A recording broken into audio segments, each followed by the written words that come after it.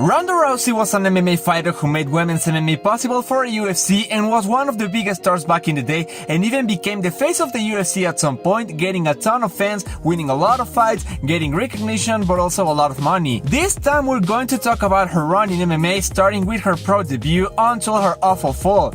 Before we begin, I would like to ask you to smash the subscribe button and hit the bell to never miss a single video we'll be posting. Also, make sure to follow us on our new Instagram page as well as our TikTok page, where you'll find more content. You can follow us at Colorful Penguin MMA. Let's get started. Ronda Rousey began her judo training long before her MMA career, earning a gold medal in Venezuela 2004, gold in Puerto Rico in 2005, silver in Buenos Aires 2006, bronze in Montreal 2007, silver in Rio de Janeiro in 2007, and bronze in the 2008 Peking Olympics.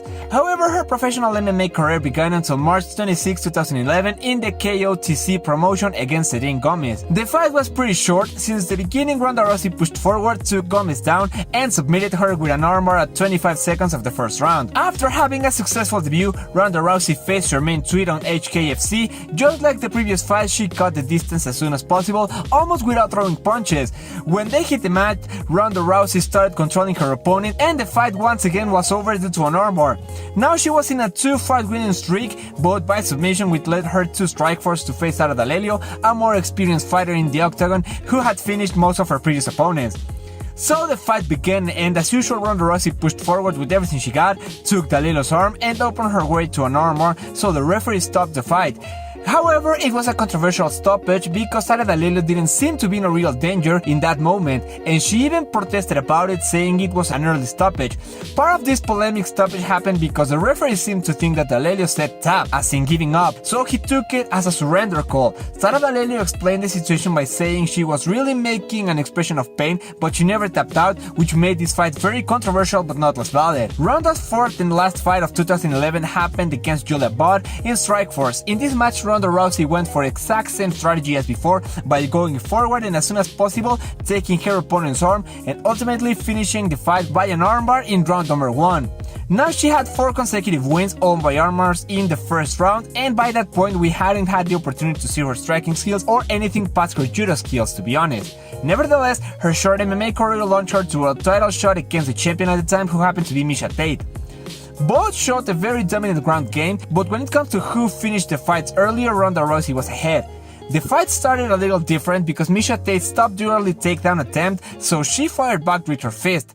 Yet Ronda Rousey was able to take her down in the middle of the octagon, take her arm, and almost conclude the match by an armbar, but Miesha's skills got her out of there and onto Rousey's back. After a few minutes of scramble on the mat, Miesha couldn't find a way to get the rear naked choke she was going for.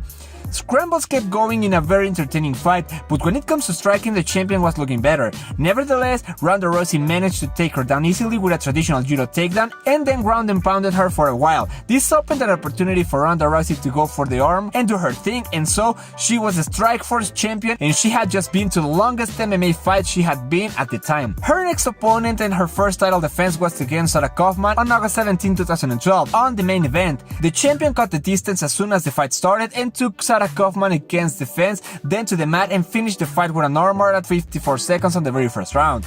That was the end of the fight, the event, and her stay on Strikeforce, because even though Dana White said at some point that there would never be females fighting in the UFC, he decided to start the first division for the ladies. UFC 157 was the first time women fought in the UFC, and this happened on the main event in a title fight for the UFC Women's Bantamweight Championship, which was held by Ronda Rousey at that time. Her opponent was Liz Carmouche. Ronda Rousey went into the fight as usual, the exact same way as before, but the difference was that when she got to the fence, Liz Carmouche managed to take her back and get the leg triangle to the body. It seemed like that fight could be the one where Ronda Rousey would be submitted, but it wasn't. The champion escaped from the submission attempt, and after controlling her on the mat and ground and pounding her, and finished the fight by an armbar once again. After that event, the Ultimate Fighter Season 18 happened, where Ronda Rousey was supposed to be coaching against Kat Zingano. But Zingano blew her knee out, and her replacement was Miesha Tate, and so after this, the Ultimate Fighter season both collided on the main event on December 28, 2013. This UFC event was headlined by both fighters, and it was Ronda Rousey's longest fight on her MMA career at that time.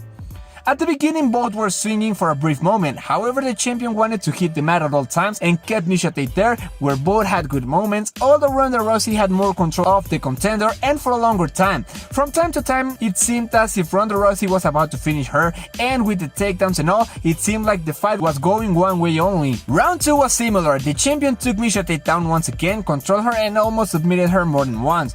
And finally, third round was the end of the fight when the champion, after wrestling against the fence, managed to get Miesha Tate to the ground, get her arm, and submitted her by an armbar, as she did in all of her previous fight. After the fight was over, Ronda Rousey refused to shake her opponent's hand. The next year, on February 22, 2014, Ronda Rousey was an MMA icon, and her next opponent was Sarah McMahon, an undefeated fighter at the time on her MMA career, with 4 finishes in 7 fights and a silver medal in the Greece Olympics back in 2004. However, that wouldn't let the champion get the win and keep the belt. Ronda Rousey managed to continue with her successful strategy of pushing her opponent against the fence. She successfully did it, but this was the first time she started striking to finish at a short range. This earned her another victory, but it was the first one by TKO in her MMA career.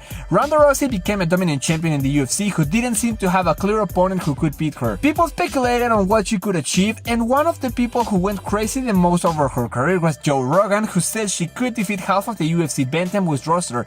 Ronda Rousey became bigger and bigger of a superstar, and she would only get bigger after her next matches. Her next fight was against Alexis Davis on July 5th, 2014, and Ronda Rousey didn't take long to get her to the mat and finish her by ground and pound. A very successful title defense in only 16 seconds. And after that, on February 28, 2015, she finally faced Kat Zingano, who was supposed to be her opponent long ago. The fight wasn't any different. They went to the mat right away and submitted the contender by an armbar at 14 seconds on the first round, breaking her own record on the shortest time at a fight. After that, she faced Beth Correia, who was an undefeated fighter with 9 consecutive wins, 2 by submission. When UFC 190 happened on August 1, 2015, it was just another day at the office for Ronda Rousey, who swung at the beginning and knocked Beth Correia out. As she went through fights, she got more and more wins, and her confidence grew bigger and bigger. At that point, she almost looked invincible, like she could basically face any female fighter and get the win before the first round was even over. But as they say, what goes up can only come down, and her next opponent was Holly Holm, undefeated at the time with 9 victories, of which 7 had been finishes. On the weigh-in ceremony, Ronda Rousey was really aggressive and insulted Holly Holm, screamed she was fake, and made that weigh-in ceremony a very intense event, although she didn't get on Holly Holm's head. The fight started, and Holly Holm kept the distance as usual for her, moving around the octagon, fighting from the distance and move around. The champion chased after her around the octagon, landing a couple of good shots, but not strong ones. When they got to the fence, the champion wasn't able to take her down, and Holly Holm easily escaped and kept fighting it very smart. When it comes to striking, Holly Holm looked much better, landing kicks to the knee, awesome head movement to escape, and precise boxing, which was way better than Ronda Rousey's. She even got a very quick takedown.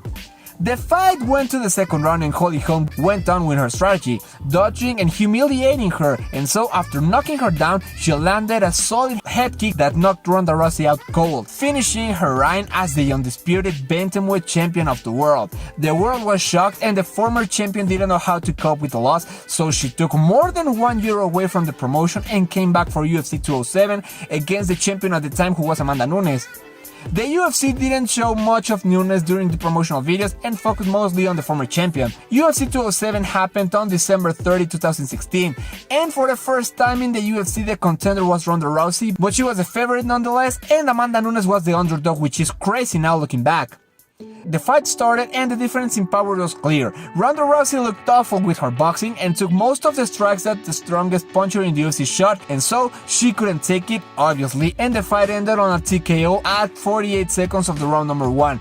The former champion started at an era where women's MMA wasn't as competitive as it is nowadays, and the contenders were not in a very high MMA level. On the other hand, for the longest time, people ignored the fact that she lacked striking skills. Holly Holm was the first fighter who showed this weak spot on Ronda Rousey, and even though she was clearly better on the mat compared to her opponents, she always took the first punches at the beginning of the fights and showed a low boxing level. Looking back, it's easy to see all these things, but back in the day we were all blinded by the hype of Ronda Rousey, and there's evidence of this, like when it was believed that she could defeat the undefeated boxer Floyd Mayweather, a fight that clearly would never happen, but if it was, well, good luck Ronda Rousey. Nevertheless, her legacy is undeniable. She got to be the third highest paid athlete in the whole world in 2016, just behind Serena Williams and Maria Sharapova. On the other hand, part of the guilt was put on Edmond Tarverdyan, who tried to turn into a boxer, a judo fighter. Whatever the reason of her downfall was, the truth is Ronda Rousey had a huge ego and a self-confidence that took her to become an MMA champion and build her entire self around that. When she lost, her low tolerance to frustration led her to consider suicide after losing to Holly Holm, something she told on the Ellen DeGeneres show cause she didn't know who she was. And on top of that, she even considered becoming a mom just for the sake of becoming somebody again. Nevertheless, nowadays she is considered a pioneer in the sport who started the path so that a whole new generation of fighters could be in the UFC, like Kay Hansen for example.